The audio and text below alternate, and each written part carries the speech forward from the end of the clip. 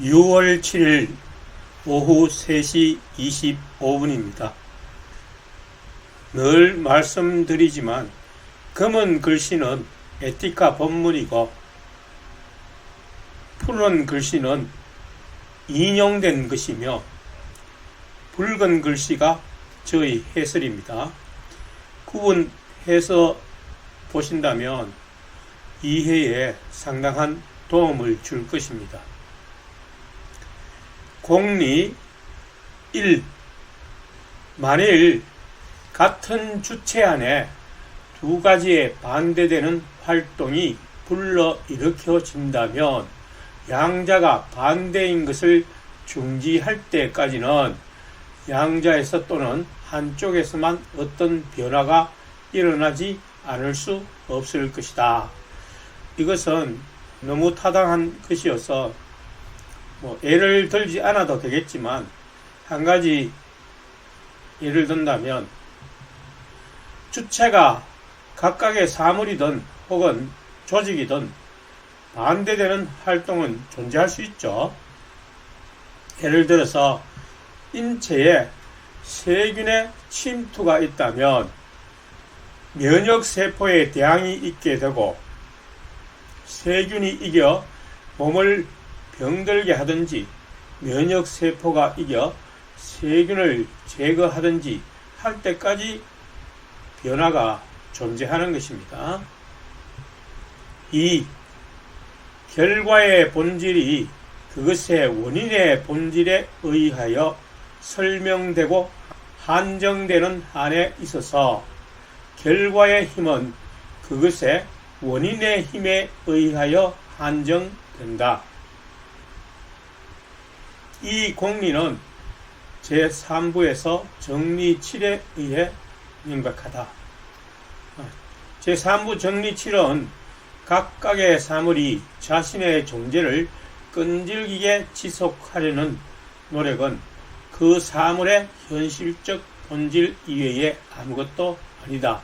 즉 모든 사물은 자신의 본성을 유지하려는 성질을 가지고 있다는 것입니다. 자, 또 예를 든다면 물이 추위로 인하여 얼음이 되었다면 얼음의 차가움은 그 원인이 된 추위의 온도 이하로 내려갈 수는 없죠. 그 추위가 얼음을 한정시키는 것입니다. 즉 정의하는 것입니다. 차가움의 정도를 정의해버리는 것입니다. 얼음이 차가움을 유지하는 것은 그 원인이 되는 추위의 온도를 지속시키려는 코나투스라고 말할 수 있겠죠. 그러니까 추위가 자기 그 추위를 온도를 유지하기 위해서 물을 얼게 하였는데도 그 물 속에서 그 추위를 유지하겠다는 겁니다. 그게 얼음으로 계속 유지가 되는 거죠. 그럼 그 얼음의 온도는 그것의 원인이 된 그 추위 이하로 온도가 내려갈 수는 없는 거죠. 이제 정리로 넘어갑니다. 정리 1. 사상들과 사물의 관념들이, 여기서 사상들이라는 것은 보통 사유로 번역이 됩니다. 사유와 사물의 관념들이 정신 안에서 정리되고 연결되는 것과 똑같이 신체의 변형들 또는 사물의 심상들도 신체 안에서 정리되고 연결된다. 심신평행론이라고 알려져 있습니다. 정명을 보시죠. 관념들의 질서 및 연결은 사물들의 질서 및 연결과 동일하며 또 역으로 사물들의 질서 및 연결은 관념들의 질서 및 연결과 동일하다. 그러므로 관념들의 질서 및 연결이 정신 안에서 신체의 변형들의 질서 및 연결에 따라서 생기는 것과 똑같이 역으로 신체의 변형들의 질서 및 연결은 사상들 및 사물의 관념들이 정신 안에서 정리되고 연결되는 것과 같은 방식으로 생긴다. 상당히 어려운 듯이 보이는 말이지만 사실은 쉬운 것입니다. 당시 데카르트는 정신과 신체 또는 영혼과 신체는 각각 존재하며 이 둘이 병행한다는 그 병행론을 얘기를 했습니다. 그러나 데카르트는 두 개가 서로 다른 것으로 이렇게 설명을 했습니다.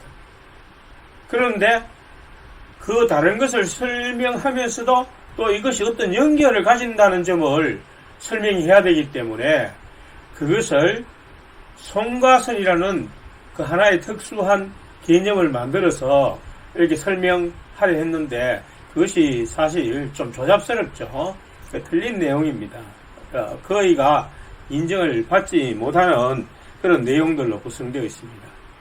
그래서 스피노자가 지난 시간에도 얘기했듯이 그것을 비판하면서 사실상 정신과 신체는 동일한 것이다 라는 단일론을 주장했습니다. 그러면서도 정신과 신체는 그 단일론에서 각각 다른 면으로 설명하는 하나의 방식으로 서로 병행한다고 병행할 수 있다는 것으로 설명을 드린 것입니다. 예를 든다면 자동차를 설명할 때 기능적으로 모든 것을 연결하여 설명할 수도 있고 부품으로 연결하여 설명할 수도 있습니다. 그러면 그게 그거죠. 똑같은 거죠. 설명하는 방법이 다르다는 것입니다. 그래서 스피노자는 이 두 가지 면은 동일한 것을 다른 방식으로 설명하는 것일 뿐이라고 했습니다. 이것이 인간의 정신과 신체는 사실상 동일한 것이다 라는 심신 이론론이면서 심신 평행론인 것입니다. 그러나 데카르트는 정신과 신체는 다르다는 이원론을 주장했습니다. 그래서 심신이 평행한다는 것을 설명했는데 여기서 이 두 개가 만나는 것을 송과선으로 설명한 것입니다. 하지만 평행이라는 것 자체가 만날 수 없음을 전제로 하기 때문에 스피노자는 이를 비판하고 사실상 정신과 신체는 하나임을 주장한 것입니다. 그것이 단일론이죠. 그러면서 두 가지 면으로 각각 설명할 때에 서로 똑같이 평행한다는 것을 이야기한 것이 심신평행론입니다. 정리 2. 만일 우리가 정서 또는 감정을 외부의 원인의 사상으로부터 분리하여 다른 사상과 결합한다면 외부의 원인에 대한 사랑 또는 미움은 이러한 감정들에서 생기는 정신의 동요와 더불어 소멸될 것이다. 증명. 왜냐하면 사랑 또는 미움의 형상을 구성하는 것은 외적 원인의 관념을 수반하는 기쁨 또는 슬픔이기 때문이다. 그러므로 이 관념이 제거되면 사랑 또는 미움의 형상도 동시에 제거된다. 따라서 이러한 감정들과 그것들에서 생기는 다른 감정들은 소멸된다. 인과관계로 설명을 하고 있습니다.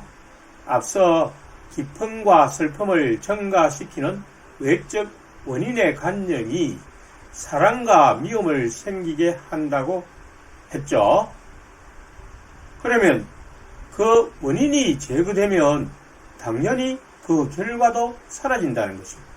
즉 사랑과 정오를 발생하게 하는 외적 원인을 제거해버리거나 다른 것으로 대체해버리면 당연히 그것이 가져다준 사랑과 정오는 사라지게 되어 있다는 것입니다.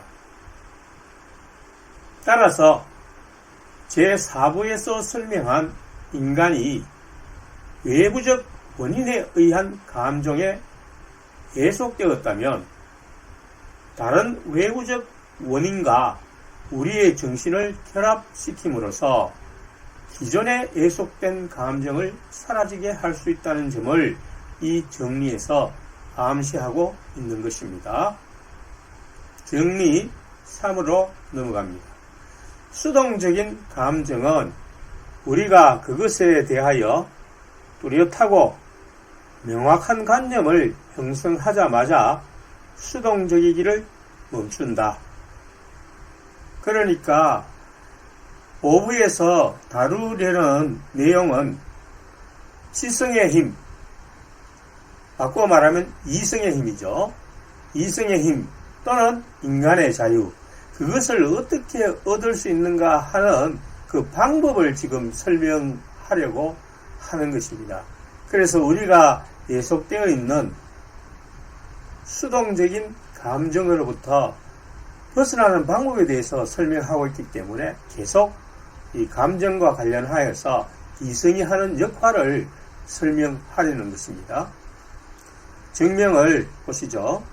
수동적인 관념은 혼란된 관념이다. 맞죠?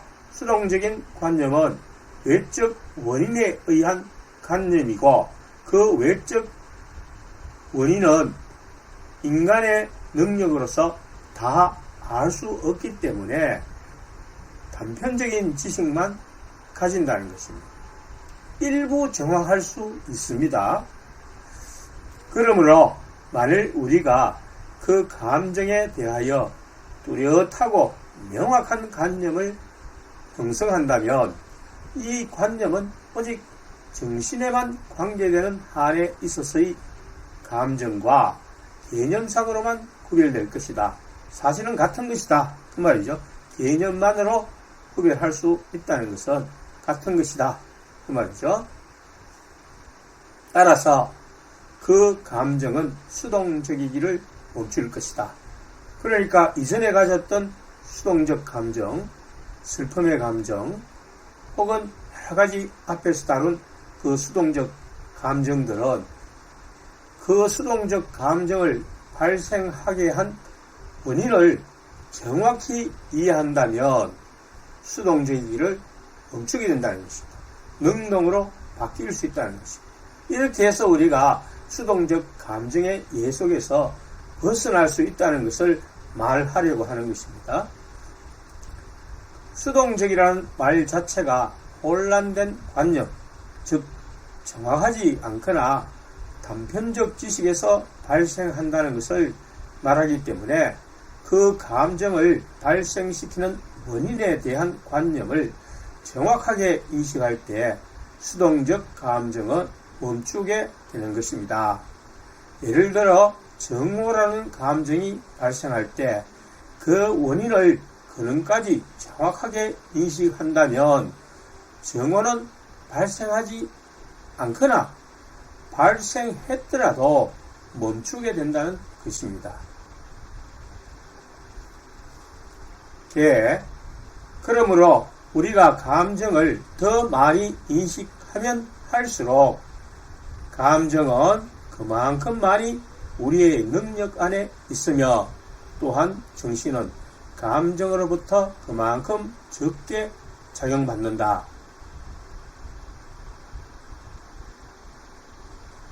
여기서 감정을 인식한다는 것은 그 감정을 일으키는 외부적 관념에 대한 인식을 가리키는 것입니다. 그걸 정확하게 인식한다는 것입니다. 관념에 대한 인식이 정확할수록 우리의 능력으로 그 감정을 통제할 수 있다는 것입니다. 왜냐하면 정확한 인식 자체가 이성으로 인식한다는 것이잖아요. 그러니까 이 이성의 인식이 수동적 관념을 능동적 관념으로 변화시킬 수 있기 때문에 그 감정을 통제하거나 배제시켜 버릴 수 있다는 것이죠. 정리4. 어떠한 신체적 변형이든지 그것에 대하여 우리가 어떤 뚜렷하고 명확한 개념을 형성할 수 없는 것은 아무것도 없다. 이 변형이라는 말이 좀 어렵죠. 그래서 영어 번역을 보면 감정은 affects라고 했고 변형은 affection이라고 했습니다.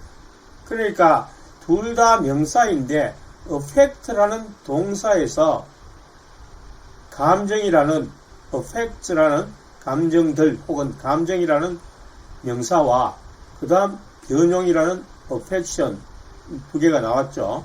그러니까 affects를 우리가 감정이라고 고려한다면 affection은 감정으로 만드는 것, 감정화되는 것, 이것을 변형이라고 하는 것입니다. 이제 변형이라는 말을 이해하시겠죠? 외부 사물의 원인이 외적 원인의 관념이 우리로 하여금 감정을 가지게 하는 것, 이것이 변형이라는 것입니다. 화가 나거나 슬프거나 괴롭거나 한 모든 감정들은 그 자체로 명확한 개념을 지니고 있습니다. 여기서 명확한 개념이란 외부적 원인에 대한 관념이 아니고 감정 자체에 대한 개념을 가리키는 것입니다. 지금 무엇을 말하고 있는지를 명확하게 파악하지 못하면, 분별하지 못하면 전체적인 내용이 이해가 안 되죠. 증명을 보도록 합시다.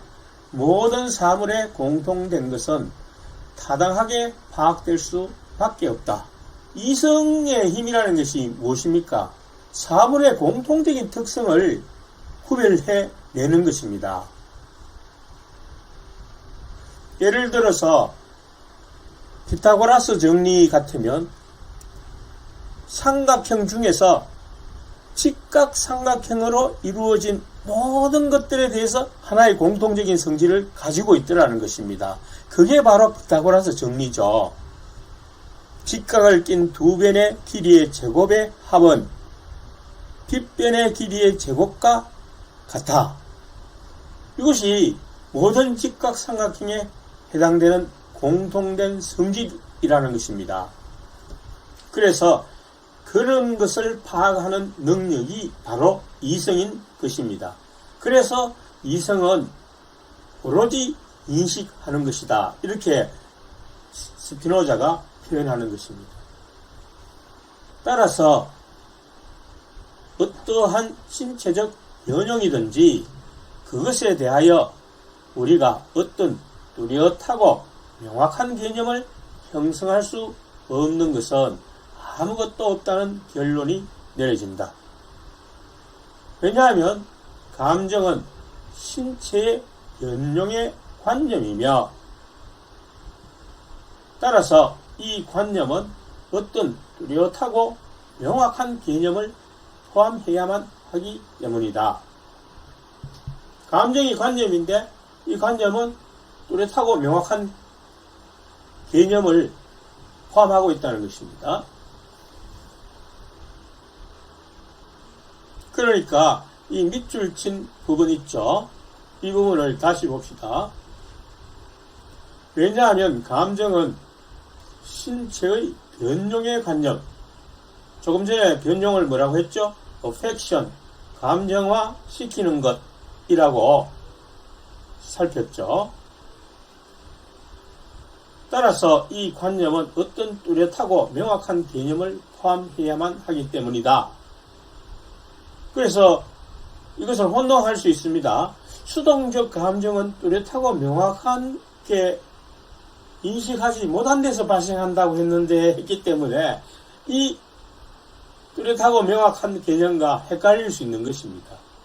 자, 그래서 이 밑줄 친 부분의 의미는 바로 감정 자체를 가리키는 것입니다. 이 감정을 일으키는 외부적 원인에 대한 관념을 뚜렷하고 명확하게 이해한다는 뜻이 아니라 이 감정 자체가 그 그러한 개념을 가지고 있다는 것입니다. 주석을 보시죠. 어떤 것이든 그것에서 어떤 결과가 나오지 않는 것은 아무것도 존재하지 않으며 제1부 정리 36의 의해라고 되어 있기 때문에 살펴보면 주어진 본성에서 어떤 결과가 나오지 않는 것은 아무것도 존재하지 않는다. 본성이 있으면 반드시 어떤 결과를 산출해낸다는 것이죠. 그래서 제가 전번에 암기해야 된다고 했습니다. 본질이 존재하면 그 사물은 정립되고 본질이 사라지면 그 사물은 제거된다. 이렇게 본질의 정의를 내렸습니다. 이러한 정리는 공식으로 기억해둬야 할 부분입니다. 에티카를 우리가 다루었다면 이 정리 정도 그리고 나머지 중요한 정리 정도는 머리에 떠올려야 이 대체적인 개념을 설명할 수 있습니다. 또한 우리는 우리들 안에 있는 타당한 관념으로부터 나오는 것을 명석분명하게 인식한다. 제2부 정리 40이 인용되어 있는데 살펴보면 정신 안에 타당한 관념들로부터 정신 안에 생기는 모든 관념도 또한 타당하다.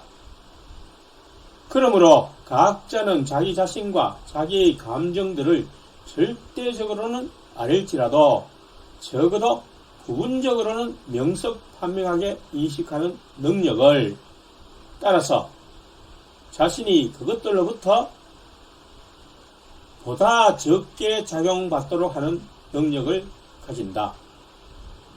즉 어느 정도는 수동적 감정을 제어할 수 있다는 것입니다. 왜냐하면 부분적으로 명석판명하게 인식하는 능력이 있기 때문에.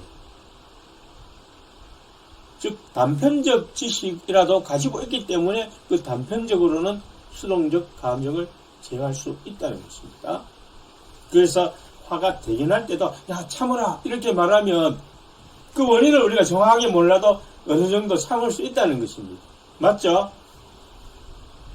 그러므로 우리가 특히 주의해야 할 것은 각각의 감정을 가능한 한 명석판명하게 인식하는 것인데 이렇게 함으로써 정신은 감정을 떠나서 명석판명하게 지각하며 전적으로 만족하는 것들을 사유하도록 결정될 수 있다. 화가 대견한 사람에게 좀 참으라고 하면 자기가 이해하는 정도까지는 참을 수 있다는 것입니다. 그게 단편적으로 인식하기 때문에 그렇죠. 그러나 그 원인을 확실하게 이해하면 할수록 그 화가 난 감정은 슬슬슬슬 눈 녹듯이 풀리게 된다는 것이죠. 그래서 중요한 것이 명석판명하게 인식하는 것이라는 것입니다.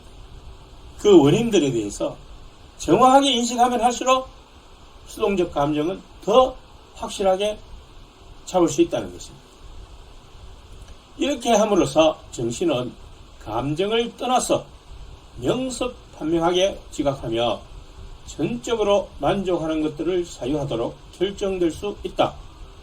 또한 감정 자체는 외부의 원인의 사상에서 분리되어 참다운 사상과 결합될 수 있게 된다. 그 결과 단지 사랑, 미움 등이 소멸될 뿐 아니라 그러한 감정에서 보통 생기는 충동이나 욕망도 지나치게 될 수 없을 것이다.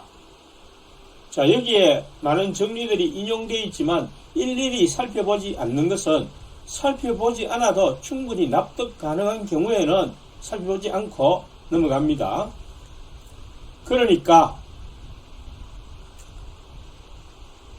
그러니까 여기서부터 붉은색을 칠해야 되는데 제가 이 부분은 빠뜨렸습니다. 그러니까 외부적 관념의 원인을 정확히 인식할수록 능동적이 되므로 수동적 감정을 제어할 수 있으며 그 감정으로부터 발생하는 욕망도 잘못될 수 없다는 것입니다. 지나칠 수 없다는 것은 과도할 수 없다, 거의 잘못될 수 없다, 그런 뜻이죠. 왜냐하면 인간이 작용한다고 일러지는 것과, 즉 능동적이라는 점과 작용받는다고 일러지는 것, 즉 수동적이라는 것은 동일한 충동에 의한 것이라는 것을 특히 주의해야만 하기 때문이다. 왜냐하면 우리가 이성으로 능동적으로 어떤 감정이 발생하는 것과 외부적 원인에 의해서 수동적으로 감정이 발생하는 것이 동일한 것일 수 있다는 것입니다. 외관상 그렇다는 것입니다. 그래서 예를 스피노자가 들고 있습니다. 예컨대 인간은 우리가 말했듯이 본성적으로 다른 사람들이 자기의 의향에 따라 살아가기를 원한다. 자, 이거는 모든 사람이 다 똑같습니다. 자기의 의견대로 했으면 좋겠다는 거죠. 전부 다. 그러니까 어쩔 수 없이 이제 그 화합을 하기 위해서는 다른 사람의 견해를 또 따라가야 하고 뭐 그렇게 되는 것입니다. 그러나 이 충동은 이성에 의해 인도되지 않는 인간에게 있어서는 수동이고, 여기서 수동이라는 것이 수동적 감정을 이야기하는 것입니다. 여기서 감정은 affects가 아니고 일반적으로 번역되는 affects, 또 다른 단어가 있죠.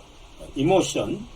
보통 우리가 흔히 일반적인 글에서는 감정을 전부 emotion으로 번역하죠. affects는 감정으로 번역이 안 됩니다. 촉발, 영향을 주다, 이렇게 우리말로 번역이 돼요.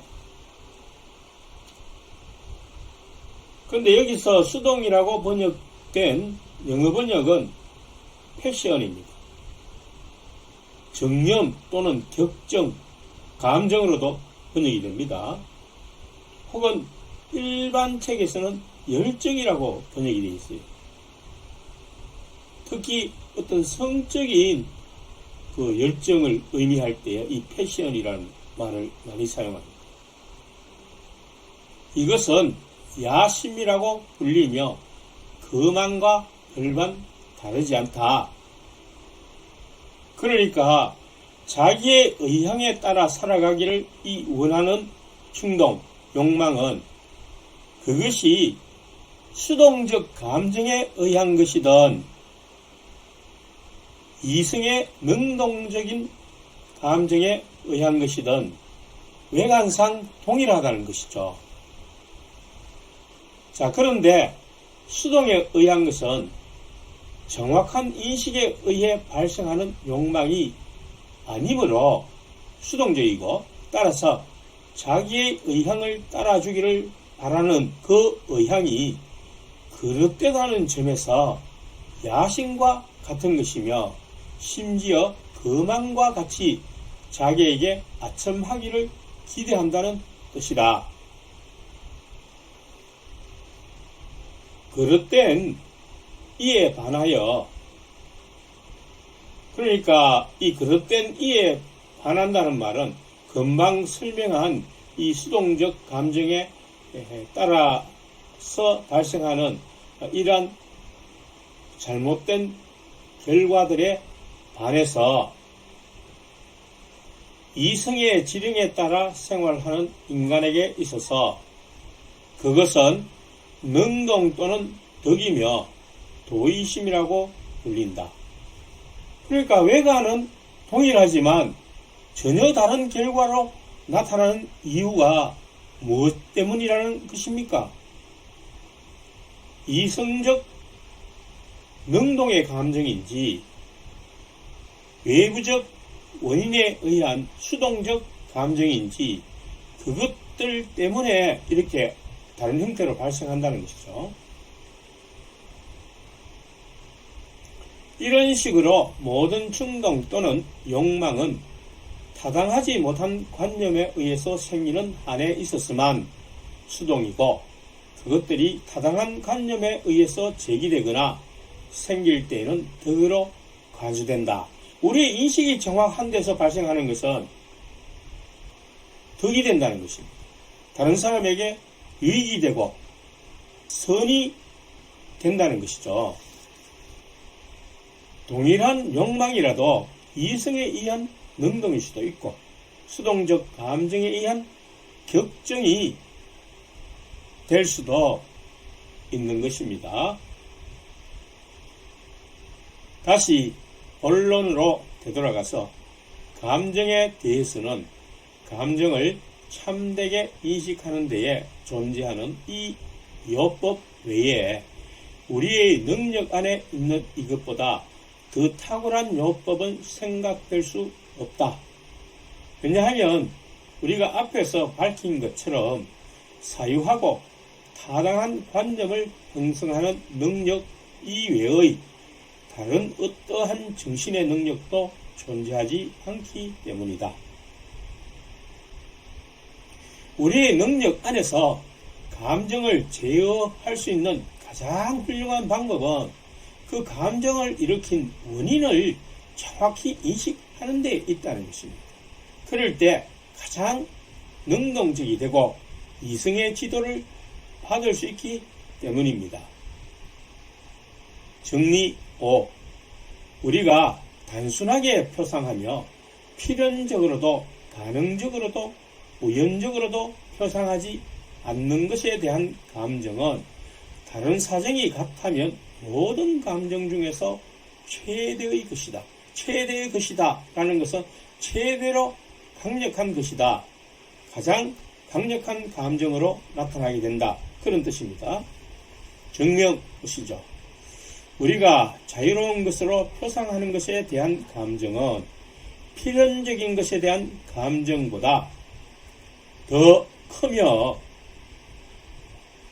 제3부정리 49가 인용되어 있는데 살펴보면 우리가 자유로운 것으로 표상하는 사물에 대한 사랑 및 정오는 다른 사정이 똑같다면 필연적인 사물에 대한 사랑 및 정오보다 더 크지 않으면 안 된다.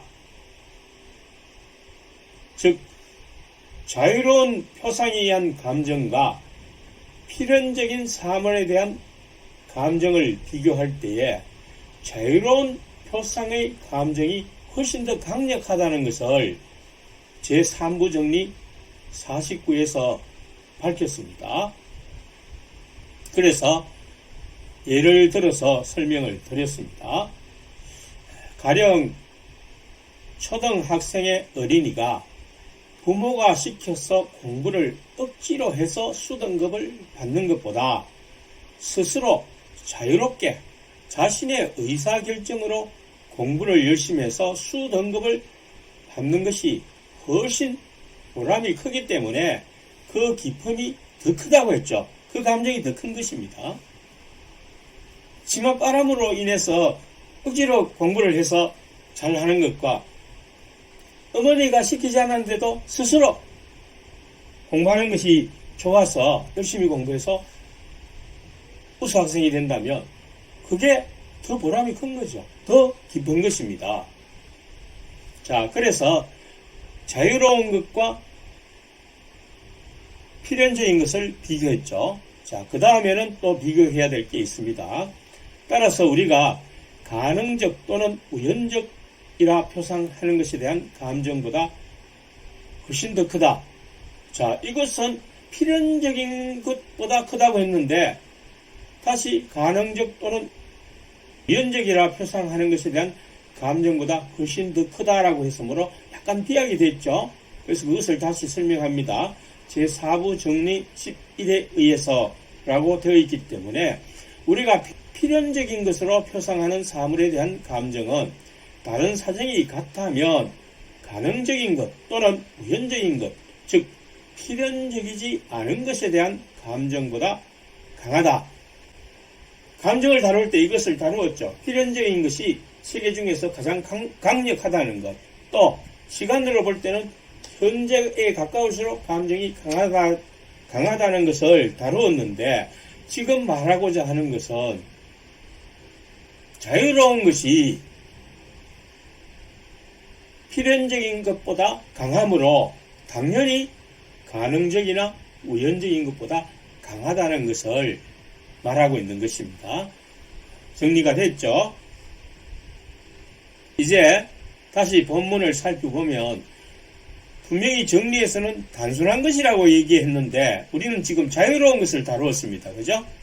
그러니까 이 자유로운 것이 바로 단순한 것을 말한다는 것을 다시 설명해야 되겠죠. 그러나 어떤 것을 자유로운 것으로 표상하는 것은 그것이 행동으로 결정되는 원인들을 우리가 모르는 채로 그것을 단순하게 표상하는 것 이외에 다른 어떤 것도 될 수 없다.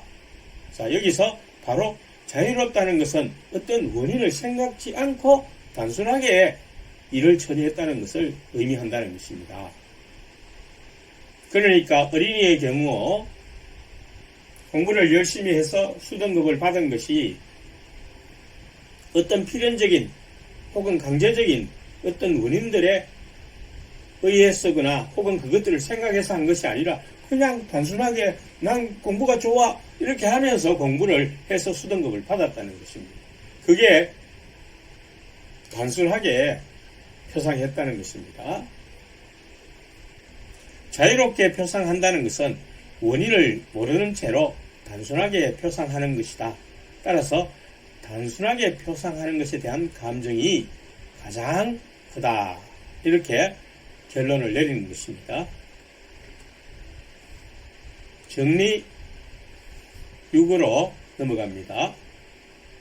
정신은 모든 것을 필연적으로 인식하는 한에 있어서 감정에 대하여 보다 큰 능력을 갖거나 감정으로부터 보다 적게 작용받는다. 이제 감정을 제어할 수 있는 중요한 또 한 가지 방법을 제시하고 있죠. 이성에 의한 인식을 다루고 있는데 사물에 대한 혹은 상황에 대한 인식을 필연적인 것으로 받아들임으로써 감정을 수동적 슬픔이나 기쁨을 제어할 수 있다는 것입니다. 감정에 대하여 보다 큰 능력을 갖거나 또는 감정으로부터 보다 적게 작용받는다는 것은 그만큼 더 감정을 제압할 수 있다는 뜻이죠. 정명, 정신은 모든 것을 필연적이라 인식하며 또한 모든 것이 본인들의 무한연세에 의해 존재하고 작용된다는 것을 인식한다. 그러므로 그러한 한에 있어서 정신은 그러한 사물들에서 생기는 감정으로부터 보다 적게 작용받도록 또한 그러한 것들에 대해 보다 적게 자극받아 변화되도록 할 수가 있다. QED.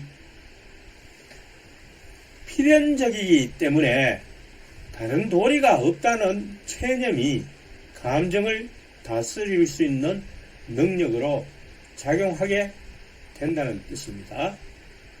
사업에 실패하여 우울해질 때 그러한 실패의 과정이 자연의 질서에 의해 필연적인 것이라고 체념하게 되면 즉 그것이 자신의 팔자라고 생각하면 슬픔이나 우울감을 평정하고 다시 평상심으로 돌아올 수 있게 된다는 것입니다.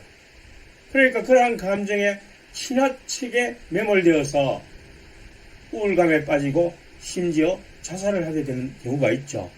그런 사람들에게 매우 도움이 되는 것입니다. 우리에게 주어진 이러한 일들이 신의 뜻에 의해서, 신의 섭리에 의해서, 자연의 섭리에 의해서 필연적으로 나에게 이렇게 운명이 되는구나. 이렇게 생각해 버리면 뭐 털털 털고 일어날 수도 있는 것입니다. 그것을 우리는 흔히 겸허하게 생각한다. 이렇게 표현하죠. 자기 능력을 인정하고 뭐 더 이상은 나로서 어쩔 수 없다. 나는 최선을 다해서 모든 것은 신의 뜻이야. 이렇게 생각해 버리면 훨씬 편하다는 것입니다. 자기의 슬픔에 대해서. 이제 왜 우리가 그렇게 생각할 수 있는가, 또 예들을 들게 될 것입니다. 주석, 사물들이 필연적이라는 이 인식이 우리가 보다 명료하고 생생하게 표상하는 괴물들에 보다 많이 적용될수록 감정에 대한 정신의 이 능력은 더욱더 크며 이것은 경험에 의해서도 입증된다. 왜냐하면 잃어버린 어떤 선에 대한 슬픔은, 여기서 선이라는 것은 자기 보존에 도움이 되는 재산이나 건강 등을 의미할 수 있죠. 그 선을 잃어버린 사람이 어떠한 방식으로도 그 선을 보존할 수 없었음을 깨닫는 순간 감소된다. 즉 그것이 필연적이라는 것을 내 능력으로서는 감당할 수 있는 것이 아니라는 것을 깨닫는 순간에 그 슬픔은 감소가 된다는 것입니다. 감소된다는 것을 우리는 알고 있기 때문이다. 마찬가지로 유아가 말하는 것이나 걷는 것 또는 추리하는 것을 하지 못하고 몇 년 동안 말하자면 자기 자신을 의식하지 못한 채로 살아간다는 이유로 유아를 불쌍히 여기는 사람은 아무도 없다는 것을 우리는 알고 있다. 그렇죠? 꼬마가 제대로 걷지도 못하고 사물을 추리하지도 못하고 말도 못하고 그런 식으로 몇 년을 산다고 해서 그 유아를 불쌍하게 생각하는 사람이 있습니까? 없죠. 그것이랑 똑같다는 것입니다. 즉 유아의 상황이 반드시 자연의 질서에 의해서 필연적으로 일어나는 일이죠. 그런데 그것을 우리가 불쌍하게 생각해야 할 이유가 없는 것과 마찬가지로 사업에 실패했다고 해서 또 어떤 불운이 자기에게 닥쳤다고 해서 그것을 다른 사람이 아닌 특별히 나에게 어떤 나의 능력 부족으로 인해서 일어났다고 생각한다면 그것은 대단히 불행이라고 슬픔을 느끼겠죠. 그러나 그것은 어쩔 수 없는 자연의 섭리, 신의 섭리라고 인정을 한다면 전혀 슬퍼할 이유가 없다는 것입니다. 그건 당연한 것이다. 이렇게 생각을 하게 될 수 있다는 것이죠. 그러나 만약 대부분의 사람들이 장성하여 태어나고 단지 소수의 사람들만이 유아로 태어난다면 모든 사람들은 그 유아를 불쌍히 여길 것이다. 왜냐하면 그런 경우에 사람들은 유아 시절 자체를 자연적이고 필연적인 것으로 생각하지 않고 자연의 과실이나 결점으로 생각할 것이기 때문이다. 이와 비슷한 다른 많은 예들을 우리는 지적할 수가 있다.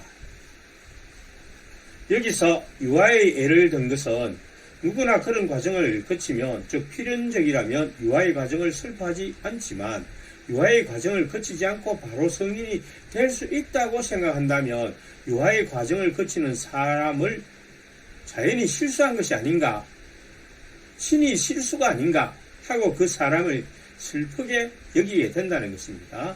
이처럼 우리의 운명도 마찬가지라는 뜻입니다. 필연적으로 받아들일 때 감정은 약화될 수 있다는 것이죠. 정리 7로 넘어갑니다. 이성에서 생기거나 이성에 의하여 일어나는 감정들은 시간과 관련지어 본다면, 자, 여기에 밑줄 쳤죠. 시간과 관련이 있다는 것을 의미하고 있습니다. 부재라고 생각되는 괴물들에 관한 감정들보다 강력하다. 이 부재라는 것은 뭡니까? 결석이라는 뜻이죠. 부재가 absent. 즉 그 사람이 있는데 여기 안 나왔다는 겁니다. 즉 눈앞에 현존하지 않는다는 것입니다. 그러니까 우리가 이성적으로 정확히 인식하에서 일어나는 감정들은 사물이 존재했으나 현존하지 않는다고 생각되는 그 사물들에 관한 어떤 슬픈 감정들보다 강력하다는 것입니다. 그러니까 여기서 말하고자 하는 것은 가령 애인을 잃어버렸거나 고무신 거꾸로 신고 다른 사람에게 갔거나 혹은 부모가 돌아가셨거나 이런 이유로 그 사람이 현존하지 않는 상태, 그 상태에서 발생하는 슬픔, 이것을 극복하는 방법을 얘기해 주는 것입니다. 사물의 정확한 인식으로부터 발생하는 감정들은 시간의 흐름과 관련해서 생각할 때 현존하지 않는다고 생각되는 모든 사물들에 대한 슬픔의 감정보다 강하다. 지금 다루는 일련의 정리들은 이성에서 생기는 감정이 다른 수동적 감정보다 크기 때문에 그 감정들을 약화시키거나 제거할 수 있다는 점을 말하고 있는 중이죠. 정녕 우리가 어떤 사물을 부재하다고 생각하는 것은, 지금 현존하지 않는다고 생각하는 것은 우리로 하여금 그것을 표상하게 하는 변용 때문이 아니라 그 사물의 존재를 배제하는 다른 변용으로부터 신체가 자극받아 변화되기 때문이다. 이 말이 좀 어렵죠? 그래서 쉽게 한번 생각을 해봅시다. 변용이 뭐라고 했습니까? 감정화되는 것을 말하는 것이죠. 그러니까 표상함으로써 감정이 일어나는 것 때문이 아니라 그 표상, 즉 그 이미지의 존재를 배제하는 다른 감정으로부터, 다른 감정이 생기는 것으로부터 신체가 자극받아 변화되기 때문이다.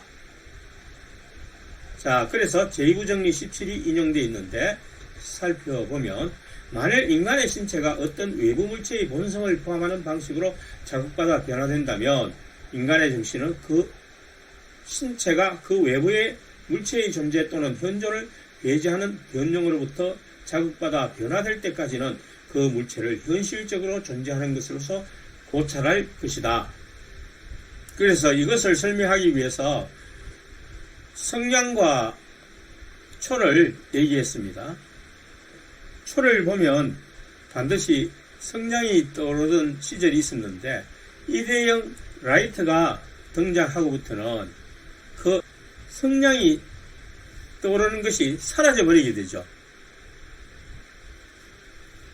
왜냐하면 라이트에 대한 그 표상이 성냥을 대체해버렸기 때문입니다. 이와 비슷한 예로서 우리가 친숙하던 또는 사랑하던 어떤 사물이나 사람이 사라져서 더 이상 존재하지 않는다고 생각하는 것은 그것으로 느끼는 슬픈 감정 때문이 아니라, 그러니까 흔히 사람들은 여기서 약간 오해를, 착각을 불러일으킵니다. 저기 슬픈 감정 때문에 그 사람이 사라진 것으로 잘못 생각하는 건데, 정확하게 이해하면 그러한 감정을 배제하는 다른 감정으로 대체되기 때문이다 라고 했죠.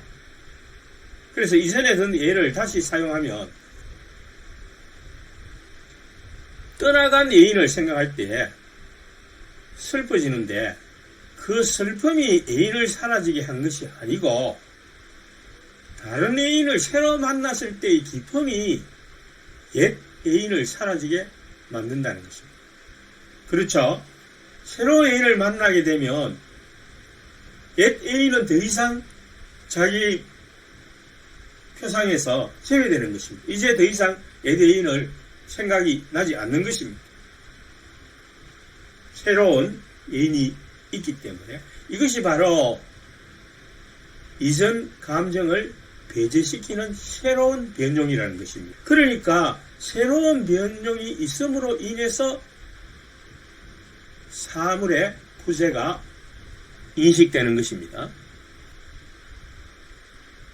그러므로 우리가 부재라고 생각하는 어떤 사물에 관한 감정은 본성적으로 인간의 다른 활동과 능력을 능가하는 것이 아니고, 그 수동적 감정이 다른 활동을 못하도록 그렇게 할 만큼 그렇게 강력하지는 않다는 것입니다. 어떤 사람들은 큰 슬픔에 빠져서 도대체 몇 날 며칠을 일어날 줄 모르고 모든 것을 시리에 잠겨서 포기하는 그런 경우를 우리는 목격할 수 있죠. 근데 사실은 그렇게 할 필요가 없다는 것입니다. 그래서 제4부 정리 6을 참조하라고 했는데 보면, 어떤 수동 또는 감정의 힘은 인간의 기타의 작용이나 능력을 능가할 수 있으므로 그러한 감정은 인간에게 끈질기게 달라붙는다. 조금 전에 든 예를 사용하면, 애인을 잃은 그 슬픔의 감정의 힘이 너무나 크게 작용하여서 상사병에 걸릴 수도 있죠. 그러니까 그런 감정을 지금 인용한 것입니다. 하지만 오히려 반대로 그것의 외부 원인의 존재를 배제하는 변종에 의해서 어느 정도 억제될 수 있는 것이다. 그러니까 억제될 수 있다는 자체가 무엇을 얘기하는 것입니까? 다른 활동을 할 수 있다는 것을 얘기하는 것입니다. 시리에 빠져서 아무것도 하지 못하는 상태가 아니라 다른 활동을 할 수 있다는 것을 의미하기 때문에, 계속 보시죠. 오히려 반대로 그것의 외부 원인의 존재를 배제하는 변종들에 의하여 어느 정도 억제될 수 있는 것이다. 그러니까 다른 감정이 발생하면 그러한 감정은 배제할 수 있다는 것입니다. 감정은 제4부 정리 9가 인용되어 있는데 살펴보면, 감정은 그것의 원인이 현재 우리와 함께 있다고 표상되는 경우, 그것이 우리와 함께 있지 않다고 표상되는 경우보다 더 강력하다. 잃어버린 애인과 새로 만난 애인을 생각하면 되겠습니다. 잃어버린 애인에 대해서는 그 감정의 원인이 우리와 함께 있지 않다고 표상되는 경우죠. 그러나 새로운 애인의 경우는 기쁨의 원인이 현재 우리와 함께 있다고 표상되는 경우입니다. 그러니까 현재 우리에게 함께 있다고 표상되는 경우가 훨씬 강력한 거죠. 그래서 그 시간을 다룰 때도, 감정과 관련된 시간을 다룰 때도 현재에 가까울수록 감정이 더 강력하다라는 것을 다루었습니다. 다시 쉽게 설명하면, 옛 애인을 잃어버렸다는 슬픔이 끈질기게 달라붙어 마음에서 잘 사라지지 않지만, 그렇다고 새로운 애인을 찾으려는 활동을 중지하게 할 만큼 강한 것이 아니라, 오히려 새로운 애인을 만났을 때의 기쁨에 의해 그 슬픔은 배제될 수 있다는 것입니다. 그러나 이성에서 생긴 감정은 필연적으로 사물들의 공통된 특성에 관계되며, 이 말은 이성에 의한 인식은 사물에 대한 공통성을 발견하는 것이라고 앞에서 이야기했죠. 예를 들면 피타고라스 정리 같은 예를 들 수 있습니다. 모든 직각 삼각형에 공통적으로 적용되는 본성입니다. 이성의 인식이 바로 그러한 것입니다. 공통적인 특성을 파악하는 것. 이 공통된 특성들을 우리는 항상 현존하는 것으로 생각하고, 또한 우리는 이것들을 항상 동일한 방식으로 표상한다. 제2종 인식인 이성의 인식은 영문의 상 아래에서 조명되었기 때문에 시간에 따라서 변하는 것이 아니죠. 그래서 항상 현존하는 것이며 항상 동일한 방식으로 표상될 수 있는 것입니다. 그러므로 이러한 감정은 항상 동일한 것으로 존속할 것이다. 이성에 의한 감정은 언제나 동일하고 시간에 관계없이 존속한다는 것입니다. 따라서 그것에 반대되고 외부의 원인에 의해 지지 못하는 감정들은 점점 더 그것에 순응하여 결국에는 그것과 반대되지 않게 될 수밖에 없을 것이다. 즉 시간이 흐름에 따라서 점점 사라지게 된다는 것이죠. 그래서 정리해서 시간과 관련하여 라는 단서가 붙어 있는 것입니다. 그러한 한에 있어서 이성에서 생기는 감정이 보다 강력하다. 공리 1에서는 우리 안에 대립되는 감정이 있을 때 양자가 반대인 것을 중지할 때까지는 양자에서 또는 한쪽에서만 어떤 변화가 일어나지 않을 수 없을 것입니다. 그러니까 이 경우는 수동적 감정은 사라지고 이성에 의한 감정만이 존속하게 된다는 것을 말하고 있습니다. 현실적으로 사라진 부모나 애인에 대한 슬픔의 감정이 엄청나게 크다 하더라도 이성에 의한 정확한 인식이 있다면 그러한 수동적 감정들은 시간이 경과함에 따라서 사라지게 된다는 것입니다.